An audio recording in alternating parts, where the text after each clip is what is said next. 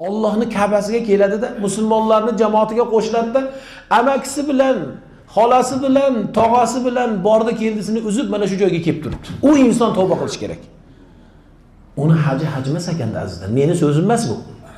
Abdulloh ibn Mas'udni bilasizmi? Abdulloh ibn Mas'ud sahobalarning sayyid. Bir nima ta'limotlari bo'lardi, irshodlari. Ma'ruza qilib bo'lganlaridan keyin, ey azizlar der ekanlar, endi duo qilaylik. Faqat bir iltimosimiz bor.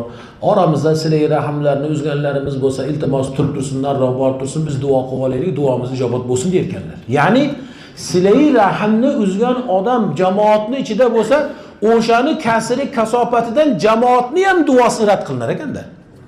Qo'ying uni namozini, qo'ying uni hajji, ro'zasi hammasi yonadi. Silay rahimni uzgan insonning duosi qabul emas u haji.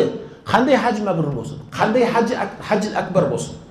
Bugun silay rahimlarni ey onalar, ey hoji onalar, akalar, otalar, silay rahimni uzib kelganlar hoziroq kechirim so'rasin. Agarda xato ularda o'tsa ham. Shunda sizning hajingiz haj. Mana kecha Jizzaxlik hojilar bittasi bo'ldi. Hazrat dedilar, turib savol berib, men e'tirof qilaman, ukamdan shunaqa uchastka masalasi bo'lgan ekan, men kechdim dedi. Ana bu sizniki tavba dedik. Bilinyapti, ukasi bilan tortishganda u. Ukasi bilan hisoblashib bitta talashib qolgan uchaskaga.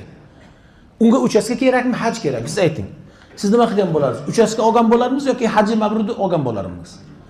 Haji mabrur. Uchaska emas, butun Andijonni bersa ham siz haji mabrurga almashtirmaysiz-ku. To'g'rimi? Bugun uyg'onaylik. Bugun bilaylik, ana u bandalar bilan bo'lgan muammomiz bizni jannatdan to'sar ekan.